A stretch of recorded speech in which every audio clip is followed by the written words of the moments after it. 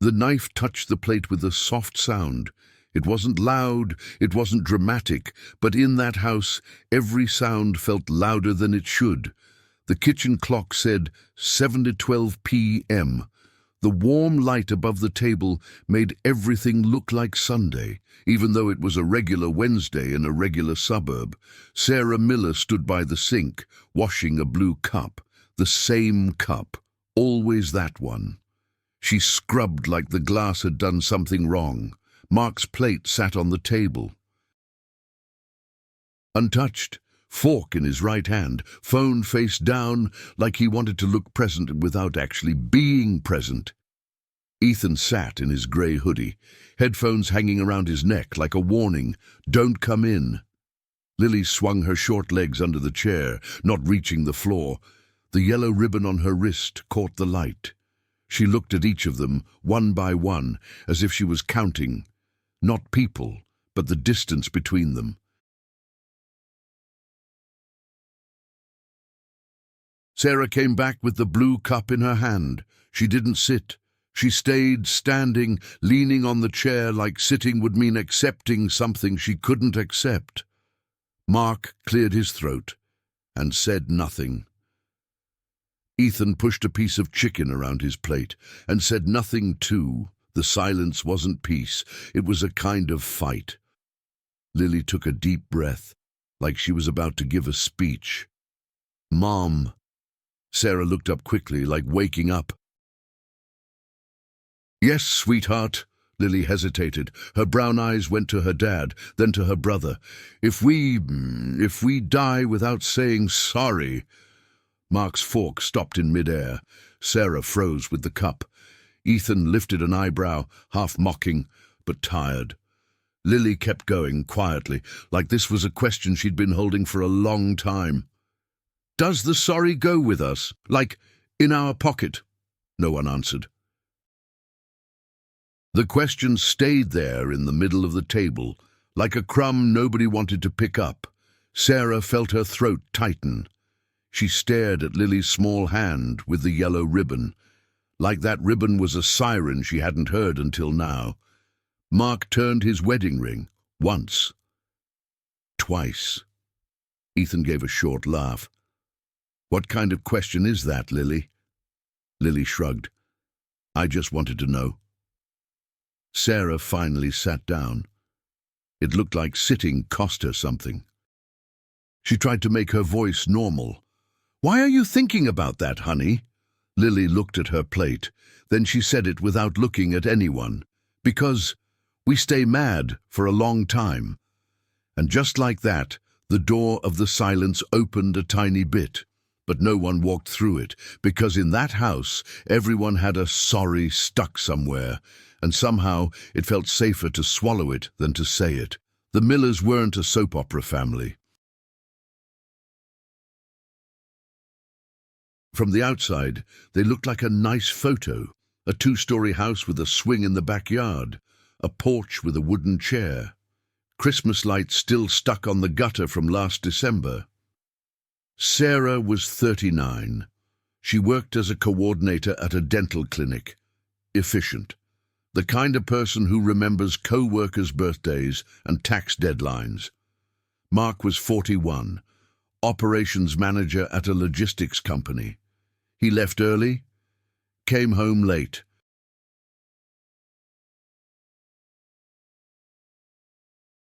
Always looking like he carried the world and didn't know where to set it down. Ethan was 16, tall, thin, hair falling into his eyes like it belonged there. Smart, observant, and lately, always one step away from leaving, even if it was only to his room. Lily was 8, the kind of kid who feels the mood before any adult does. She knew when her mom was about to explode by the way that blue cup hit the sink. She knew when her dad was about to shut down by how he twisted his ring. And she knew when her brother was about to disappear because his sneakers showed up in the hallway, pointing toward the door, like his whole body was already ready to run. Their fights weren't big, and maybe that's why they were dangerous, because nobody thought it was worth making a big deal. So instead of drama, they had ice, days, weeks, and under that ice, One simple question. Who will be the first one to give in? In the Miller house, giving in felt like losing.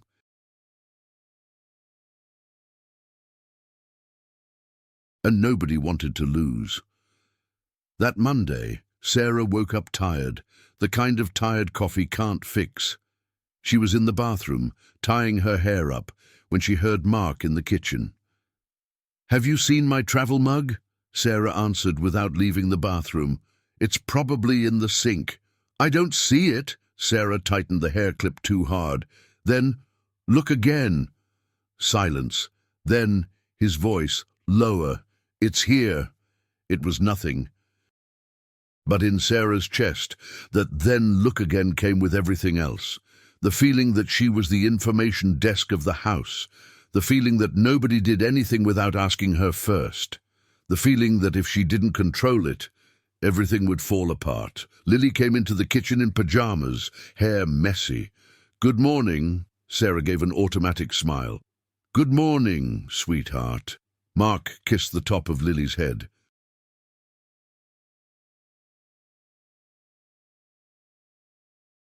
"Morning, princess." Ethan came down last. No good morning. He opened the fridge, grabbed juice, drank straight from the bottle. Sarah felt the urge to correct him. She held it for half a second, but it still came out. "Ethan, a cup." Ethan sighed. "Mom." One word and it already sounded like a slammed door. Sarah felt that old thing inside her. If I don't teach, no one will. Ethan felt his old thing. I can't even breathe in this house. Mark felt the cold wind of the mood, but instead of putting on a coat, he pretended it wasn't cold. "It's fine. Come on, guys. We're running late." Sarah heard, "It's fine," and felt angry. Ethan heard, "It's fine," and felt permission to escape. Lily just pressed the yellow ribbon on her wrist. In the car, Sarah drove Lily to school. Lily watched the streetlights go by. "Today we rehearse my reading," Lily said. "I know," Sarah answered. "It's on the fridge." Lily touched the ribbon. "Is Dad really going to my reading? Like, sit there?" Sarah swallowed. "I'll remind him." Lily didn't argue. She just said something that sounded too big for 8 years old. Reminding is not the same as going. Sarah had no answer. She stopped the car and turned to her daughter. "I'll be there." Lily nodded, but her eyes asked for more. At the clinic, Sarah was the Sarah everyone praised. "You handle everything. You're so organized. What would we do without you?" She smiled. Inside, she carried a tiredness nobody saw. At lunch, she found an old photo on her phone. Ethan at 6 years old, holding up a drawing for her. She thought, "Where did I lose my son?" And with the sadness came pride. I didn't lose him. He changed. And that thought hurt because she knew it wasn't the whole truth. At work, Mark looked at numbers, routes, trucks, but his mind kept returning home. He remembered Sarah's face at breakfast, that mix of exhaustion and pressure, and he felt something he hated feeling. Not enough. So he did what he knew. Worked more. Like performance could replace presence. When a co-worker asked if he would leave early on Thursday, Mark answered without thinking, "I don't know. Depends." And that was how he lived. Depending. Delaying. At school, Ethan walked with his friend Jason. Jason talked about a party that weekend. Ethan laughed at the right times, but inside, he was stuck on one repeating thought. If I mess up, I'll get humiliated. So it was better not to feel, better to joke, better to isolate. In the hallway, he saw Maya from the drama team. She smiled at him. Ethan smiled back. For 1 second, he felt light. Then he remembered home and felt heavy again. He hated that. Hated that home felt like weight. Hated that, deep down, he was part of the weight. On Tuesday, Lily's school sent a note in her backpack. "Reminder, Reading presentation on Thursday. Please send the book. Sarah put the note on the fridge with a star-shaped magnet. Mark walked by and didn't see it. Ethan walked by and didn't see it. Or he saw it and assumed it wasn't his problem. Sarah saw it. Sarah always saw it. She set an alarm. She checked the backpack. She checked the shoes. She checked the lunch. And that night, she washed the blue cup like it was a prayer, because the cup was something she could make clean. The family, not always. Wednesday night, Mark came home later than usual. Sarah was reheating pasta. Ethan was in his room. Lily did homework at the table. Mark walked in, gave an almost kiss in the air. "Hey," Sarah answered without looking. "Hey." Mark dropped his briefcase. "How was your day?" Sarah wanted to say long. Tired, lonely, but she said, "Normal." Mark nodded like normal was good. He went to the couch. Lily looked up and said, "Dad, tomorrow I read in class." Mark smiled automatically. "That's great." "Are you going?" Mark opened his mouth. The honest answer was, "I don't know," so he said the safe sentence, "I'll try." Lily pressed the ribbon. "Okay." Sarah heard "I'll try" and felt anger, because try always became couldn't. But she didn't speak. She stored it. The turning point happened on Thursday. It was supposed to be simple. Sarah had a short meeting at work. Mark had promised, really promised, he'd come home early. Ethan had one job, pick up Lily at 3:15, because he got out early during a free period. "Just pick up your sister and bring her home," Sarah said in the morning, putting an apple into her bag. Ethan nodded without looking. "I know." Sarah wanted to trust him. She needed to trust him. The problem is, life loves to test exactly what we need. That Thursday after school, Ethan went to the gym because the coach said there would be a quick talk about the weekend game. 5 minutes, the coach said. Ethan thought, I have time. But 5 minutes with teenagers becomes 20, and 20 becomes 30. When Ethan looked at the clock, his stomach dropped. 3:27. He ran. But Lily wasn't at the door anymore. The school had a protocol. If a child isn't picked up, they go to the office. Lily sat in a plastic chair, hugging her backpack, the yellow ribbon tight on her wrist like a seatbelt. The secretary smiled at Ethan, but her eyes held that mix of kindness and judgment. "Everything okay?" she asked. Ethan answered fast. "Yeah, I was late." Lily didn't say anything. She stood up and walked to him without running, without complaining. For Ethan, that was worse than yelling. In the car, she stared out the window. Ethan tried to joke. "Sorry, Lil, your brother is a legend." Lily didn't laugh. She pressed the ribbon. "Did you forget?" "No, I... He didn't know how to say "I messed up" without feeling like he was falling off a building, so he did what he always did. "I was just late." "Relax." Lily turned her face slightly away. "I don't like when it takes too long." Ethan looked at her, for the first time without irony. "I know, but I know wasn't an apology. It was only a draft. When they got home, Sarah was already in the garage. She had left work, drove like the steering wheel was alive. She saw the car. She saw Lily stepping out. She saw Ethan's face that said, "It's not a big deal." And Sarah's heart, already full, overflowed into anger. "Where were you?" Her voice came out loud before she could stop it. Ethan froze. "Ethan, I asked one simple thing." Lily stood between them, small. Sarah looked at Lily. For a second, anger turned into fear, fear of what could have happened. Then fear turned into accusation. "Do you know what it is for a child to wait?" Ethan felt heat rise to his face. "I was just late."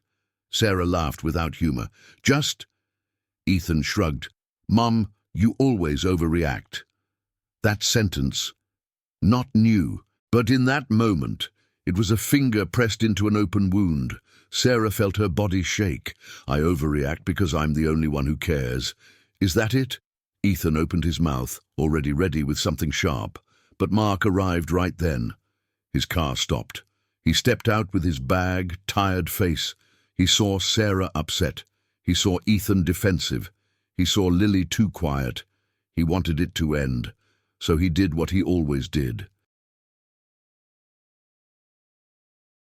"Sarah, calm down!" Sarah turned on him like cold water. "Calm down! Do you even know she was waiting?" Mark blinked. "What?" Sarah pointed at Ethan. "He didn't pick up his sister on time." Mark looked at Ethan. Inside, he wanted to say, "Man, say sorry," but out loud, something else came. "Ethan, was it just a delay?" Ethan saw a chance not to get crushed. "Yeah, I was in the gym and—" Sarah cut him off. "You didn't text, you didn't call." "You did nothing," Mark sighed, already exhausted by conflict. "Okay, but it's fine, everyone is here." Sarah stared like he'd said the cruelest thing. "It's fine. You say that because you weren't there." Mark's face tightened. "I just got here." Sarah raised her voice. "Exactly. You always just got here." Ethan rolled his eyes. "Oh, here we go." Sarah pointed. "Don't roll your eyes at me." Ethan gave a twisted smile. "What do you want me to do?" "Cry." Sarah felt tears close, but she didn't let them out, because in that house, crying also felt like losing. She threw the sentence like a weapon. "You're irresponsible." Ethan's face changed, not ironic anymore, hurt. "Okay, fine, then I'm the villain." He grabbed his sneakers from the hallway and stormed upstairs. Mark called, "Ethan." Ethan didn't come back. Lily stayed still, holding her backpack like a shield. Sarah breathed like she'd been underwater. Mark rubbed his forehead. They stared at each other, not knowing what to do with what had happened. If someone had said sorry right then, maybe a path would have opened. But no one said it, because pride, sometimes, is just fear dressed in nice clothes. That night, dinner became a courtroom, no judge in a robe, just silence. Sarah washed the blue cup again. Mark stayed in the living room, TV on volume low. Ethan locked his bedroom door. Lily went upstairs. Sarah went into Lily's room to say goodnight. Lily lay in bed with her outlet nightlight on, a little dot of light. Sarah sat on the edge of the bed. "Sweetheart," Lily turned her face. "Are you mad at me?" Sarah felt her chest crack a little. "No, of course not." Lily touched the ribbon. "You're mad at Ethan." Sarah breathed. "I got scared. That's all." Lily whispered, "Me too." Sarah kissed her forehead. "You're safe." Lily hesitated, voice small. "Why doesn't anyone say sorry?" Sarah had no answer, because the answer was, "We don't know how." Because saying sorry feels like saying, "I'm not worthy," because we think if we give in, we'll get stepped on. But Sarah didn't want to dump that on a child, so she said the sentence that sounded right, "Sometimes people take time." Lily looked at her with that honest cruelty kids have. "But what if there isn't time?" Sarah swallowed. She smoothed Lily's hair. "There will be." But when she left the room, she wasn't sure. Downstairs, Mark was on the couch, ring turning. Sarah stood with her arms crossed. "You minimized it." Mark looked up. "I didn't. You said it's fine." Mark pressed his lips together. "I just wanted to avoid a fight." Sarah gave a joyless laugh. "Congrats. You avoided a fight and created distance." Mark stood, irritated. "I come home tired. I'm trying." Sarah wanted to shout, "Me too." But something in her was tired of shouting. She said it softer. "You didn't talk to him." Mark frowned. "He went to his room." You could have gone up. Mark exhaled hard. Sarah, I don't know what you want. And Sarah almost said, I want you to stay. But she said, I want you to be a father. Mark went still. That sentence hit like a stone. He turned his ring. I am. Then prove it. Mark looked at the stairs, at Ethan's closed door. For a second, he wanted to go up, but fear appeared. What if I make it worse? What if he despises me? What if I don't know how? Mark sat back down. Tomorrow. Sarah turned away. Always tomorrow. She went upstairs, closed the bedroom door. That night, Mark slept on the couch, not as punishment, as pride, as fear, as an inability to say, I was wrong with you. Friday. The house became a place of soft footsteps. Sarah made coffee and didn't offer Mark any. Mark poured his own. Ethan came down late, grabbed a granola bar, left without looking. Lily ate cereal in silence. The spoon tapping the bowl sounded like a countdown. In the car, Sarah tried to sing along to the radio to lighten things. Lily didn't sing. Mom, Lily said quietly. Yes. Do you think I did something? Sarah almost hit the brakes. No, honey. Then why does it feel like I did? Sarah gripped the steering wheel. She wanted to say, it's not you, but the truth is, to a child, the mood is also a message. You didn't do anything, Sarah said firmly. This is adult stuff. Lily looked at her. But I live here. Sarah swallowed. I know. And that I know hurt. Saturday morning, Sarah made pancakes, not because she was happy, but because when she didn't know what to do with the family, she fed them. That was her language. Lily came down first. The smell softened her face. Pancakes, Sarah turned. Yeah. Lily climbed onto a stool. Today can be a good day. Sarah breathed. It can. Mark showed up in the doorway, messy hair, guilt on his face. He looked at Sarah. She didn't look back. He looked at Lily. Lily looked at him like a silent invitation. Ethan came down last, dragging his feet, already wearing the face that said, I'm ready to defend myself. His sneakers, of course, sat in the hallway. Sarah saw them and felt the urge to comment. She held it, because that Saturday wasn't about winning. It was about coming back. And coming back means someone puts the weapon down. They ate. No big talk. But not full ice. A shy thaw. Lily talked about a cartoon she'd watched. Mark laughed softly. Ethan answered with a word here and there. Sarah watched them. The blue cup sat beside her plate. She touched it like an anchor. And thought, I don't want to live like this. She looked at Mark. He turned his ring. She looked at Ethan. He avoided her eyes, and suddenly Sarah understood something simple and hard. No one here is bad. Everyone is protecting themselves, but their protection is hurting each other. Some families fight loud. Some families fight elegantly. No yelling, no slammed doors, just cold, a whatever. And it's fine. That really means I'm not touching this because I'm scared of what will show up. I call it the courtroom of pride, because when a home becomes a courtroom, everyone wants to prove they're right, and no one wants to be the first to drop their guard. In that courtroom, saying sorry feels like a sentence, like saying, I lost, like saying, I'm weak, and we learn that early. Maybe you grew up watching an adult who never apologized. Maybe when you did, someone laughed or used your apology against you. So your brain saved one simple rule. If I apologize, I will get hurt.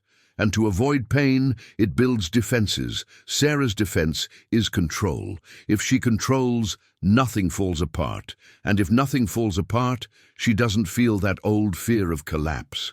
Mark's defense is disappearing. If he disappears, he doesn't have to face failure. Ethan's defense is sarcasm. If he jokes, no one sees where it hurts.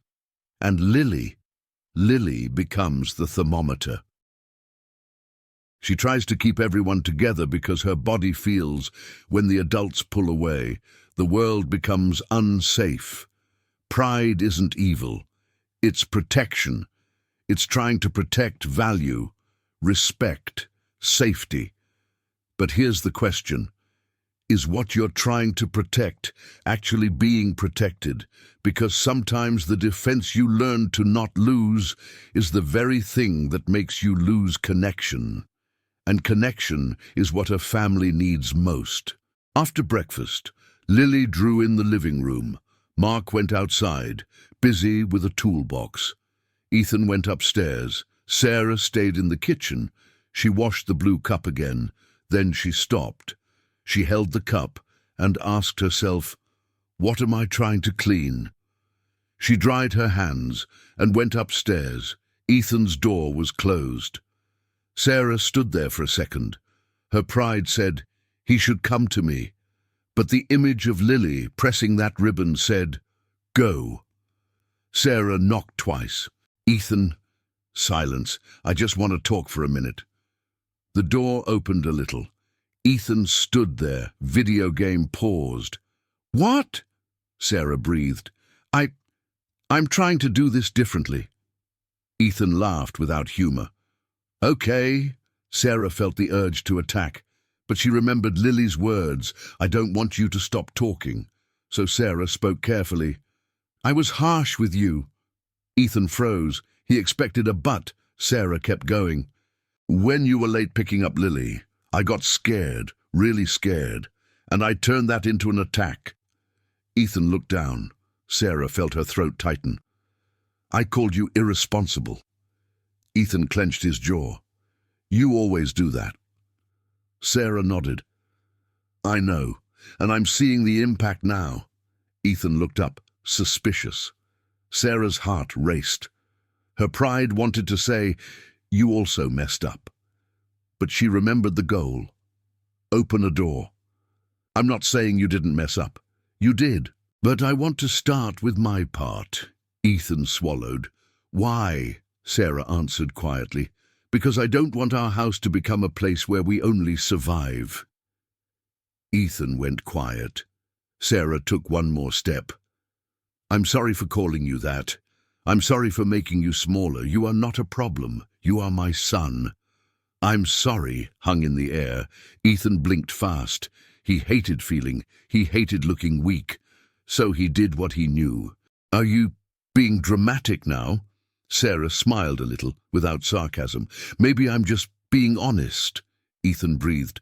"I didn't forget Lily." Sarah nodded. "I believe you." Ethan rushed on. "I just thought I had time. And then I was late." Sarah waited. Ethan swallowed. "And I saw her in the office. She was quiet, and I felt horrible." Sarah's skin prickled. "You felt horrible, and you protected yourself with sarcasm." Ethan looked surprised. Sarah said gently, "I protect myself with control too." Ethan gave a short laugh. "We're a mess," Sarah answered. "We're human." Silence. Then, small, almost invisible, Ethan said, "Sorry for being late." Sarah felt the world pause for a second. She didn't ruin it by asking for more. She just said, "Thank you for saying that."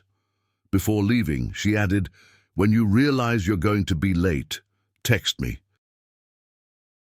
Even if it's just stuck here." "Okay?" Ethan nodded. "Okay." Sarah took a breath. "And when I start attacking, you can say, 'Mom, I'm listening, but I need you to speak quieter.'" Ethan laughed. "Will you accept that?" Sarah laughed too. "Maybe not right away, but I'll try." Ethan looked at her. "Okay." Sarah walked out with her chest hurting and lighter at the same time, not because everything was fixed, but because a door had been unlocked. Outside, Mark still pretended to be busy. Sarah opened the door and let the cold air in. Mark looked up, startled. "Hey!" Sarah stood on the porch. "We need to talk." Mark swallowed. "Now." Sarah nodded. Mark turned his ring. Sarah noticed the gesture for the first time without irritation. "I'm not here to destroy you," she said. Mark let out a breath he didn't know he was holding. "Okay," Sarah breathed. "I was hurt about Lily's reading." Mark closed his eyes. "I know," Sarah continued. "You say I'll try, and I end up alone carrying the weight." Mark opened his eyes. "I don't want you alone." Sarah lifted her eyebrows. "Then why am I?" Mark stood still. The words weren't hard. The fear was. He thought of his own father, a man who never apologized. He remembered promising himself as a kid, "I'll be different." And here he was, repeating. Mark spoke slowly. "I didn't go because I chose work." Sarah felt the honesty like a shock. Mark kept going. "I told myself it was just a reading, that you would be there, that it wasn't a big deal." His voice cracked. "But when Lily said, 'You always want to,' I felt like she saw me completely." Sarah stayed quiet. Mark swallowed. "I'm sorry, Sarah. I'm sorry for leaving you alone in this." Tears rose in Sarah's eyes. Mark continued. "I'm scared you'll look at me and think I'm not good enough." Sarah answered softly. "I don't think you're not good enough." Mark turned his ring. "Then why do I feel that?" Sarah breathed. "Because when I'm tired, I talk like you're a problem. And when you're scared, you disappear." Mark nodded. "I disappeared." Sarah stepped closer. "Can we stop disappearing?" Mark looked at her. "I want to." Sarah swallowed. "Then, next step." Mark frowned. "Next step," Sarah nodded. "Monday is Lily's science fair. Put it in your calendar, and you go." Mark breathed like it was a big decision. "I'll go." Sarah waited. "And today, you go talk to Ethan." Mark's eyes widened. "Me?" Sarah gave a small smile. "Yes, you." Mark swallowed. He wanted to say, "I don't know how," but he realized "I don't know" had become a hiding place. He nodded. "Okay." Mark knocked on Ethan's door. "Hey!" Ethan opened with a hard face. "What?" Mark rubbed the back of his neck. "Can I come in for a minute?" Ethan stepped aside, suspicious. Mark entered, saw the paused game, clothes on the floor, a teenager trying to look tough. Mark pointed to a chair. "Can I sit?" Ethan shrugged. Mark sat. He turned his ring. Ethan noticed. "You're nervous." Mark gave an awkward laugh. "I am." Mark spoke as simply as he could. "I messed up with you." Ethan blinked. "How?" Mark breathed. "When your mom was angry, I tried to erase the fight. I said it's fine." Ethan frowned. "You always do that." Mark nodded. "I do because I'm scared I'm a bad dad." Ethan went quiet. Mark continued. "And when I'm scared, I get cold. I disappear." Ethan looked down. "Mom does too." Mark nodded. "I know." Mark said. "You messed up with Lily. I know you know. I'm not here to humiliate you. I just want you to understand the impact." Ethan pressed his lips together. "She got scared." Mark nodded. "And your mom got terrified." Ethan breathed. "I didn't mean to." Mark tilted his head. "Then do it differently next time." Ethan looked at him. "You too." Mark smiled a little. "Deal." Ethan hesitated. "I'll say sorry to Lily, just not right now." Mark nodded. "Okay, just don't let it become never." Ethan swallowed. "Okay." Before leaving, Mark paused at the door. "Ethan." "What?" Mark said the sentence he almost never said. "I'm proud of you." Ethan blinked fast. "Okay." That was all he could do. Later, Lily sat on the living room floor, drawing. Ethan came downstairs slowly. His sneakers stayed in the hallway. He sat beside her. Lily looked up. Hi. Ethan scratched his neck. Hi. He looked at the drawing. A table. 4 people. Warm yellow light. In the picture, everyone smiled. Ethan felt his throat tighten. Lil. Ethan said it fast before fear grabbed him. I'm sorry I was late. I should have texted you. Lily went still. Then she reached out and touched his arm. Thank you. Ethan swallowed. Okay. Lily went back to the drawing. Are you picking me up on Monday? I am. And if I'm late, I'll text. Lily smiled small. I'll be watching. Ethan laughed. I know. Here's a simple way to do this in real life. When pride rises and silence starts. Repair in 3 steps. First, name the impact without attacking the person. Instead of, you're irresponsible, try, when that happened, I got scared. Second, own your part without destroying yourself. Not, I'm horrible, but I messed up the way I said it. I didn't text. I shut down. Third, offer one small next step, one concrete thing. Next time I'll text. Let's agree on a signal. I'll try to speak quieter. Repair doesn't have to sound pretty. It can come with embarrassment, with a shaking voice. The important thing is that it comes. Because when someone takes the first step, the home learns a new rule. Here we come back. Monday, the house still wasn't perfect. Sarah still wanted to criticize when she saw sneakers in the hallway. Mark still wanted to run when a hard conversation showed up. Ethan still wanted sarcasm when someone touched the sore spot, but something had changed. They had a path back. Sarah put a note in Ethan's lunch bag. I'm on your side, even when I mess up how I say it. Ethan read it in the hallway before leaving. He looked toward the kitchen. Sarah held the blue cup. He didn't say anything, but he moved his sneakers a little out of the way. A small gesture. A quiet, I see you. Mark put the science fair into his calendar.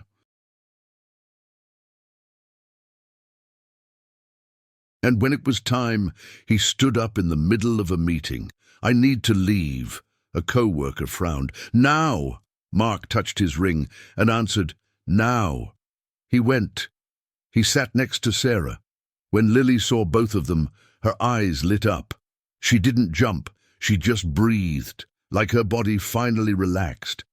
After the fair, in the car, Lily asked, today, are we taking the sorries in our pocket, or are we leaving them at home? Sarah laughed. Mark laughed. Ethan, in the back seat, gave a small smile. Today we leave them at home. Sarah looked at him in the rearview mirror. Today we use them. Ethan made a face. Fine. Today we use them. Lily pressed the yellow ribbon on her wrist, and for the first time in a long time, the house felt less like a courtroom and more like a home. There were still hard days. There was still pride. There was still silence sometimes. But now they knew something they didn't know before. After the impact, you can come back, and sometimes coming back starts with one small word. Sorry, and if you saw yourself in this story, I want to tell you this gently. You are not too proud. You are probably someone who learned to protect yourself. And it's okay to see that. The invitation is simple. Today, instead of trying to be right, try to be close. A real apology doesn't steal your dignity.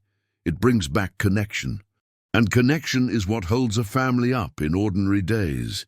If you want a simple plan to practice this for 7 days, comment, plan.